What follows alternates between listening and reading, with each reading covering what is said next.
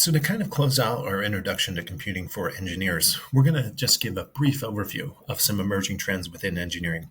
And I'm really only going to talk in detail about the data oriented trends because those are related to a lot of our learning objectives, particularly with respect to visualization and interpretation and basically telling stories with data. If you think about what really characterizes engineers as a discipline beyond kind of their functional description of translating the concepts of math and science in order to solve problems that influence people.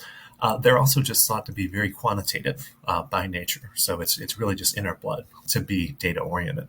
And when we really think about the things that we're going to be expected to do moving forward, we're not only going to be driving solutions out of mathematics and science, but also applying both of those concepts to just the vast amount of data that we're generating in order to be able to develop models empirically using artificial intelligence, as we'll say here in a minute. Thing I want to say about this general concept of emerging topics in computing, even though some of them are outside of the learning objectives of our course, we're going to use the discussion board in order to make sure that everyone has some basic familiarity with all of the things that are coming online in computing. So specifically, I want you to be aware of quantum computing, what the edge computing paradigm means, why it's useful, even though it's not emerging anymore, the idea of cloud computing and what that means, just to give you some just basic proficiency in this space. Because if you think about engineers broadly, the skill sets that are really just expected of them now, regardless of their discipline, they need to be able to know some high-level programming language in order to automate data processing, in order to write routines that may be used to control instrumentation or all those things that we talked about in the first lecture. But in addition, as kind of data drives more of our lives, having incredibly high data literacy is even more important and expected within engineering. So I started with this screenshot on the right. It was taken 10 years ago from IBM. And the reason I put the timestamp on there is this is often a quote that gets thrown around today as if it's something new, that 90% of the data we have was actually generated in the last 2 years. But if you think about 10 years ago, many people didn't know what the term IoT meant, right? Maybe amongst niche kind of engineers working in the space in the R&D domain, it was a known acronym, but not a lot. 5G was really just a pipe dream. And a lot of kind of the enabling technologies that's really driving continued acceleration in data generation really weren't there. And when you think about the type of data that was being generated back then, it was largely kind of just your big internet companies or your big enterprises generating data at point of sale or generating data within a warehouse. It was kind of all these traditional kind of businessy enterprise type applications. Versus now, if you think about the Internet of Things revolution, this is the idea that computing, and we'll talk about particularly what we mean there in a minute, has become cheap enough that we can take objects that traditionally didn't have any intelligence and give them the capability to sense the world around them, actually gather and process that data, and ideally transmit it to some type of centralized service, or maybe it's a decentralized service that can use that data in order to add value within our daily lives. So I'm kind of looking at the lamp around me. I don't think that it is kind of IoT enabled. I don't see any sensors, but it certainly could be, right? You could think about an environment in which you put some kind of proximity sensor on it. It wouldn't necessarily have to be on the lamp. That could be used to cut power when someone's not in the room, and that information can be communicated to the hotel in order to kind of provide some kind of strategic approach to managing your HVAC utilization or something like that. The idea that everything now has the capability to sense, compute, and transmit.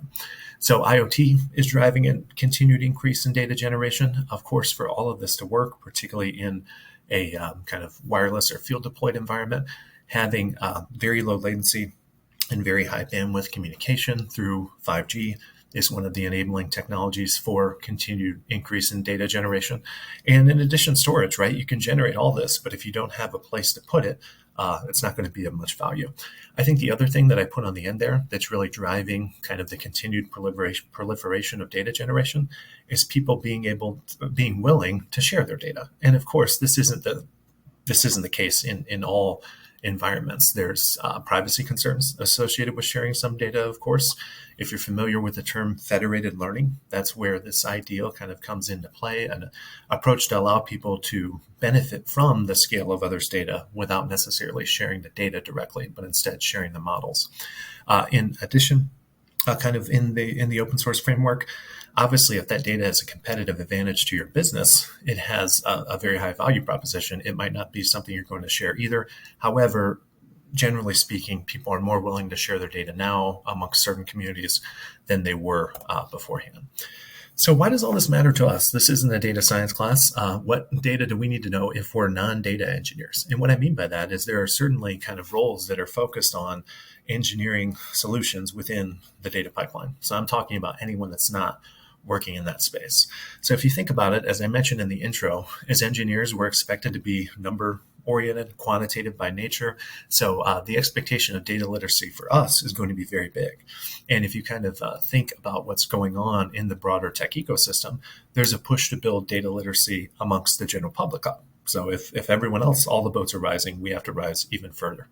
So when you think about what we really need to be able to do in the data ecosystem, whether we're generating data internally through our own hardware, maybe it's a single piece of instrumentation, or maybe it's an IoT network, or whether we're working with big open source external sources of data, as engineers, even if we're not software engineers, it's going to be expected that we know how to interface with it. We know how to grab that data, bring it in, clean it, and do some pre-processing and extract value from it. Now, when you think about extracting value from it, that could be doing something as simple as providing some summary statistics. Hey, this data stream, on average, it floats around this value. That's its central tendency. Or on average, it tends to vary inside this range. Maybe you're in an industrial environment and you're working with statistical process control or Six Sigma. I mean, if you don't know what that is, the basic idea is you're looking at this time series. It's kind of a sample from some underlying distribution. You can measure how wide the values vary. That's a dispersion. One measure of dispersion is standard deviation, or sigma. So if you make an observation that's outside of that range, you raise a flag and say, hey, this process is broke, whatever that means. In addition, it's expected, and I know everyone hates to hear this because when I was an undergrad, I hated statistics, but that you can do some hypothesis testing. One of the things that differentiates us as engineers, when we get data, it's probably just we don't consider it a black box coming out. We have some expectation about the process that's actually creating that data. So when we have these observations coming out, we should, as engineers, be able to say how likely it is that that data could be generated if the underlying process was really what was causing that data. So that's the idea of a p-value that you might have heard before. In statistical hypothesis testing, it's a really good skill to have. In this course, we're going to focus a lot more on how we can actually build automated software workflows in high-level programming languages in order to communicate with stakeholders. So when we look at our brains as human, the majority of the mass is occupied by our visual cortex. We're naturally visual people. We like to see things in order to tell stories. So how can we build visualizations? And this is going to be like really simple stuff at the beginning. Just how do you plot a time series? How do you make interpretations about it? What are the best practices for ensuring? And how can you do this in an automated fashion through software that your graphs are conveying the maximum amount of information possible.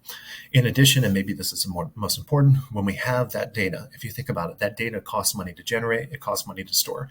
Ideally, what we would like to do is to be able to leverage it for more value-added applications. Maybe if we have some data about how a process behaves under certain experimental conditions, and we're missing some of those conditions and it's too expensive to take new data sets, we want to be able to do what's known as like an interpolation. We know how the system works for this value, this value, and this value. Well, what about one in between? Well, we could retake the data, but that costs money. Maybe we can just build some type of model and we can make a prediction from that. And as we'll define more formally later on, this idea of allowing some type of machine or computer to take data and not tell it the underlying patterns or the underlying rules, but allow it to learn from the patterns in the data itself is kind of at the core of machine learning, which is a subset of artificial intelligence. So we're going to be focused on this in this course on utilizing a high-level programming language, starting with MATLAB, moving into Python, in order to be able to achieve these functions. But one thing I want you to be aware of, and we're going to have a very little coverage of it, is there's lots of these no-code solutions for doing this, dating back all the way to the oldest example of this, which is spreadsheets. But if you are part of like Free Code Camp, or you just get around kind of CS or data science or AI Twitter, you know that kind of this no-code movement is a very big thing in the community now. So just a little bit more about IoT. I alluded to a lot of these points already, so I won't elaborate on them in too much detail, but it's the basic idea that the things around us, which used to be low-tech, now have some integrated capacity to sense their environment, process that information, and send it up through some type of networking capacity. It doesn't mean necessarily that the data goes to the internet. When you think about your maybe Alexa smart speaker or something like that, you think about something that's internet connected, but it doesn't necessarily have to be. What is really driving the proliferation of IoT? Well, to be able to put this computing resource and the sensing resource on every device, there must be something going on in the price point, or you could never do this effectively. And as we've talked about in a lot of detail, and you'll review in the discussion board this week, it's really that continued Moore's law phenomenon that's driving increased transistor integration density that's making highly functional, low-cost microprocessors more feasible. In addition, the sensors themselves are becoming more feasible. And as we said earlier, particularly for remote devices where you need wireless connectivity or applications where the communication has to be incredibly quick, it kind of sounds like a crazy thing, right? I thought information moved in free space at the speed of light. How do you actually measure the latency of communication? It's beyond the scope of this class, but just know that that's one of the things that 5G is doing. The classic example that comes to mind is if you have a robot deployed somewhere overseas, you have a physician here that's a surgeon, and they have been trained in order to manipulate the robot to do surgery. Well, why not just have them do it a mile away or a country away? Well, that's a situation in where the exchange of information has to be incredibly low latency. So you need a lot of bandwidth in that situation. In addition to needing a lot of bandwidth per channel, if you're going to have a lot of IoTs, you need a lot of channels. So that's also a cost and form factor development. So one thing I want you to know, and we'll talk about it a little bit later, this idea of edge computing is basically if we're generating all this data at these individual nodes, rather than send it all up, since there's probably some subset or context of that information we're interested in, what if we can do the computing locally and extract the value right there, rather than sending it up to the cloud and sending it back down? That's the idea of edge computing. I did want to provide a brief overview of artificial intelligence. If you read the definition, the kind of IEEE position statement in 2019, you see a lot of language that says basically making computers think like humans, and they give some specific examples. How can we do visual perception? The classic example here is if we all went around and we wrote a letter like F, or maybe a more complicated letter, we would all write it a little bit differently. And then we challenged ourselves to write it even more sloppy and more noisy. Our brain is very good at saying, oh, all of those is an F. If you were to code a computer algorithm to do that, you might try to hand engineer certain features of that letter and say, oh, when it meets these criteria, it's an F.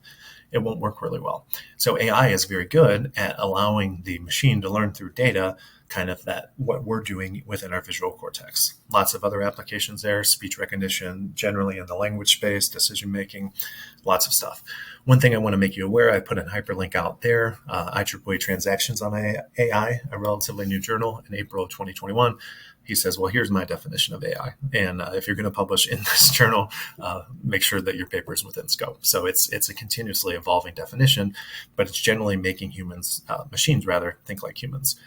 Machine learning is a subset of AI that's particularly focused on the problem that if you have a bunch of data, can you basically teach a computer to see patterns in that data? Maybe it's to classify the data into certain subgroups, or maybe it's to make continuous predictions in the form of regression, or maybe in reinforcement learning for an autonomous vehicle, it's learning how to make decisions as you turn. But in general, you got a bunch of data and you're going to teach the computer, ideally, what to do with it, or how to learn the patterns or make decisions or whatever, without specifically giving it the rules. It's learning from the data. So classic machine learning, we would take that raw data and humans would know, hey, there's some meaningful features in here. It's all not meaningful. We'll extract them manually, and then we'll put the features into the algorithm. So that makes the problem easier. You're doing a little bit of work for the algorithm. However, in deep learning, more modern approaches, we take the data sources and feed them directly into the model. In order for that to work, the models have to be more powerful in a sense. Mathematically, the way that you get more powerful models is you have more degrees of freedom or variables or parameters within your model. And that works great as long as you got a lot of data. Because if you don't have a lot of data, these models will do very well at fitting the training data that you give it. And you'll be very happy when you train your model. You say, this is completely accurate. But remember, for any type of model, whether it's a machine learning model or even a classical regression model, it's not a matter of how well you can treat the data you have. It's a matter of how well you can kind of perform on new data or data in the wild. So I gave you a link here. You can kind of see what NVIDIA is doing in this space. It's kind of crazy. Because I think when you think about AI, you're kind of programmed by maybe what you see on the news, or maybe some of you actually keep up with it. But if you don't keep up with it, um, check out this link and see some of the demos that NVIDIA is just giving away for free and all the cool things you can do. So as I mentioned, another thing driving kind of the need for engineers to be more and more data literate is the free availability of a lot of different data sets. So this is part of the broader open source movement, which has really proliferated, kind of the maker movement or 3D modeling. If you don't know about Thingiverse and you like 3D printing, you like modeling in Fusion 360 or SolidWorks, check that out and just see what's going on with it. That probably, yeah, not probably, the much more prolific movement kind of in the open source community is in the software community. And hopefully everyone's heard of GitHub. You're going to be building a GitHub account as part of this course. So in terms of data sharing, there is a movement to make data open. However, as I mentioned, since it's viewed as kind of a value proposition in certain enterprises, not everyone is sharing their data. But amongst certain communities like academics, municipalities, and so on, it's almost just expected now that when you generate data, you will share it. So there's lots of different resources available on the internet. You've probably heard of Kaggle competitions. They have open data sets that you can use if you're interested in just getting some experience with reading data in, cleaning it, visualizing it, and eventually building AI models. BigML, this hyperlink, just has a bunch of different links to other repositories. The key thing I want to make you aware of here is, even though this has been going on for a while, there's still no like Google of data repositories. They have their own data search engine, but sometimes if you're looking for a particular type of data set, the thing that works best is just standard internet search.